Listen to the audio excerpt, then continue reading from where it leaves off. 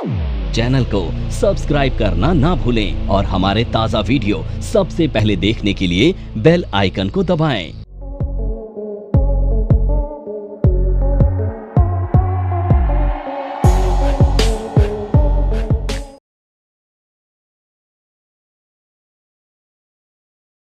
Technical analysis क्या होता है? देखो, सबसे पहले हमें ये समझना है, ठीक है?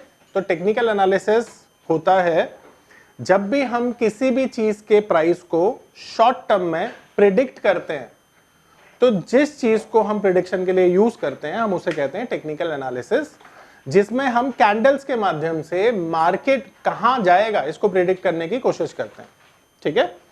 और कैंडल क्या होती है ये सब आपको पता ही है। नहीं पता तो देखो, यहाँ पे ये जो ग्रीन और रेड कलर की दिख रही है ना, इन्हें कैंडल्स कहते हैं। ये बहुत सारी तरीके की होती हैं जिनके बारे में हम इस टेक्निकल एनालिसिस में पढ़ने वाले हैं, ठीक है? तो टेक्निकल एनालिसिस क्या है? टेक्निकल के माध्यम से यानी चार्ट के माध्यम से शॉर्ट टर्म में मार्केट को प्रिडिक्ट करने की एक साइंस है, ठीक है? इसकी शुरुआत कहां से हुई थी? इसकी शुरुआत हुई थी जापान से, ठीक है? मुनेशिया होमा करके एक राइस ट्रेडर हुए थे। उन्होंने प्राइस की प्रिडिक्शन करने के लिए यानी शॉर्ट टर्म में प्राइस कहां पर जाएगा उसे प्रिडिक्ट करने के लिए कैंडल स्टिक का यूज करते थे वो, ठीक है? और वहां से फिर धीरे धीरे धीरे धीरे करके अब हर चीज में आप देखते हो ना कि कोई भी अगर मार्केट को प्रिडिक्ट कर रहा है तो किसको एनालिसिस करके कर रहा है? टेक्निकल एनालिसिस को, ठीक है? तो टेक्निकल एनालिसिस क्या है? इन शॉर्ट टर्म में मार्केट को प्रिडिक्ट करने की एक साइंस, ठीक है? इनफैक्ट लॉन्ग टर्म के लिए भी हम इसे यूज करते हैं। अब ये यानी कि टेक्निकल एनालिसिस जो है ये आपको किस चीज के बारे में बताता है? देखो, आप जब भी किसी स्टॉक को बाय या सेल करने की सोचते हो तो आपको क्या नजर आता है? क्या नजर आता है? प्रॉफिट लॉस नहीं, सबसे पहला नजर आता है आपको प्राइस, ठीक है? उस प्राइस पर क्या आपको बाय करना चाहिए, रुकना चाहिए, सेल करना चाहिए, ये डिसीजन आप किसको देखकर लेते हैं? टेक्निकल एनालिसिस को देखकर। तो टेक्निकल एनालिसिस सबसे पहली चीज क्या करता है? आपको बताता है कि किसी भी शेयर में अगर आपको एंट्री करनी है ना तो किसे देखकर लेंगे एंट्री? अब दूसरा, अगर एग्जिट लेनी है तो तभी इसे देखकर लिया जाता है। यानी एंट्री लेने के लिए और एग्जिट लेने के लिए इसका यूज किया जाता है, ठीक है? एक और चीज है बहुत इंपॉर्टेंट, आपने कभी कभी देखा होगा कि कुछ शेयर्स होते हैं जिनको आप खरीद लेते हैं और वो बहुत नीचे चले जाते हैं जिससे आपका कैपिटल इरोड हो जाता है ना, ऐसा होता है। तो अब मार्केट में एक छोटा लॉस लेना हमेशा समझदारी वाला काम होता है रादर देन बड़ा लॉस लेना। तो आप देखोगे कि जब भी मार्केट में आपको लॉस बुक करना है तो वहां भी ये हेल्प करता है आपको कि किस पॉइंट पर आपको मार्केट से निकलना है। यानी आप स्टॉप लॉस के लिए भी किसका यूज करते हो? टेक्निकल एनालिसिस का, ठीक है? एसएल लिखा है मैंने शॉर्ट फॉर्म में, स्टॉप लॉस कहते हैं इसको। मेजरली इन तीन चीजों का यूज हम करते हैं, किसको देखकर? टेक्निकल को देखकर, ठीक है?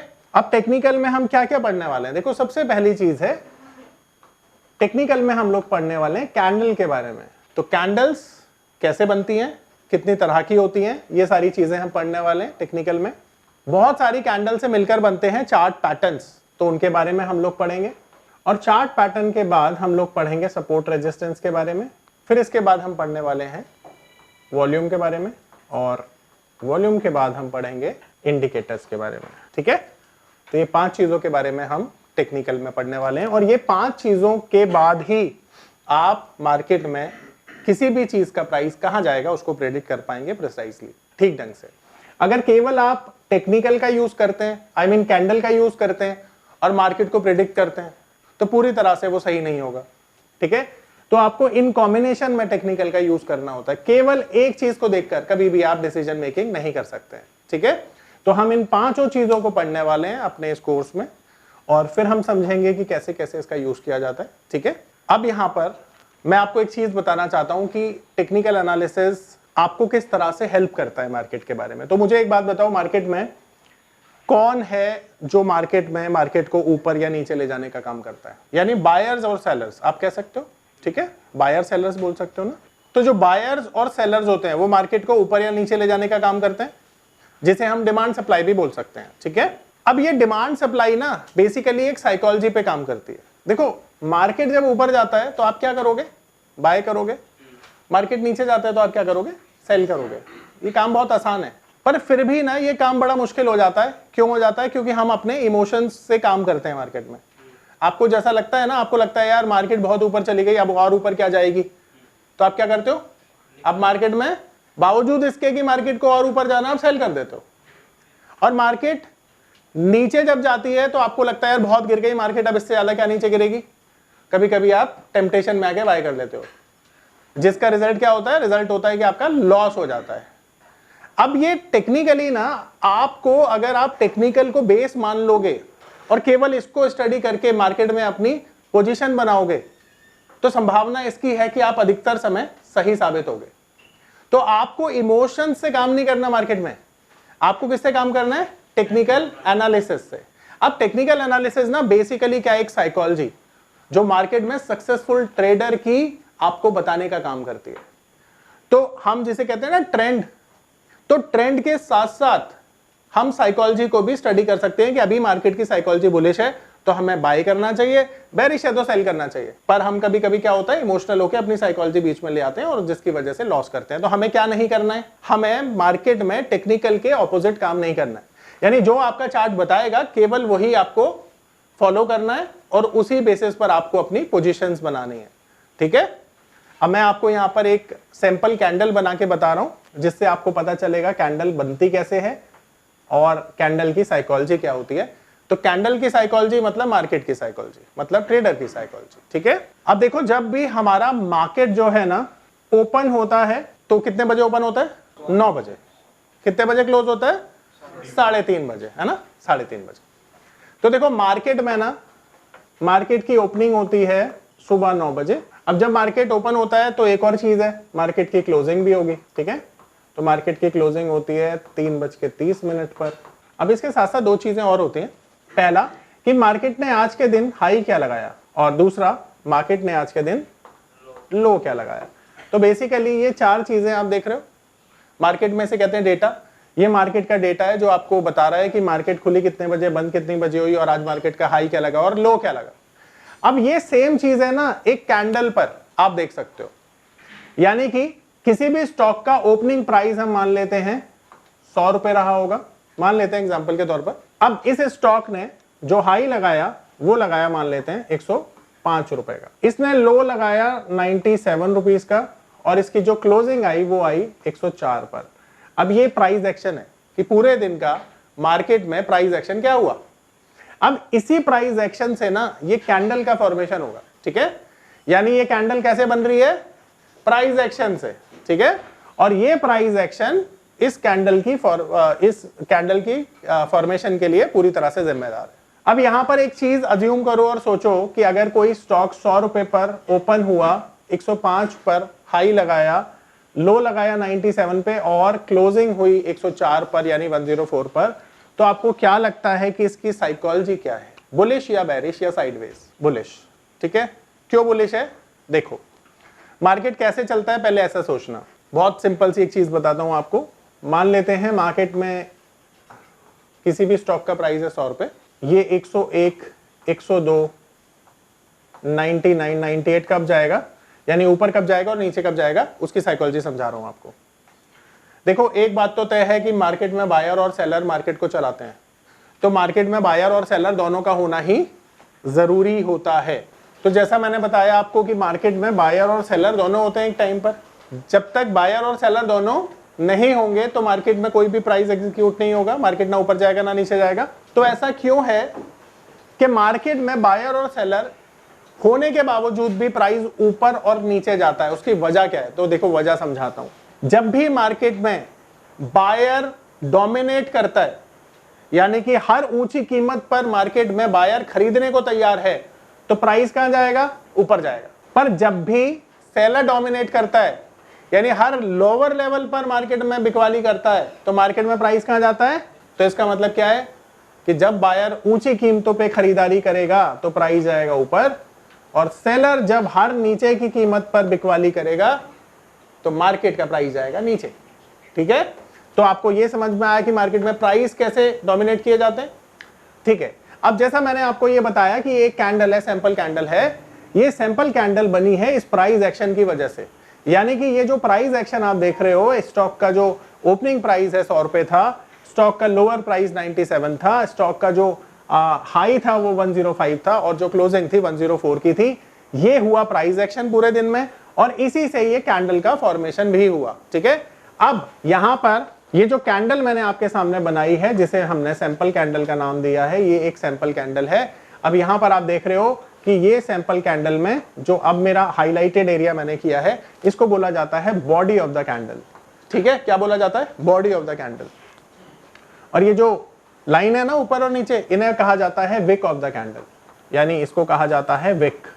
अब ये जो विक है ना, जैसा आप देख पा रहे हो, जो ऊपर वाली विक का टॉप है ना, यहां से आइडेंटिफाई किया जाता है स्टॉक का हाई प्राइस, और ये जो लोअर विक है ना, इसके बॉटम से आइडेंटिफाई किया जाता है स्टॉक का लो प्राइस।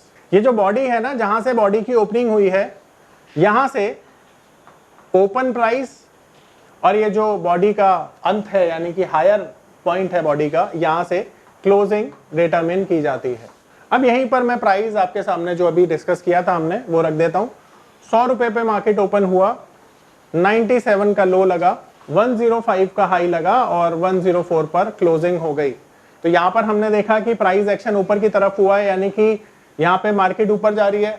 ठीक है, तो इसका मतलब है कि इस कैंडल की साइकोलॉजी हो गई बुलिश।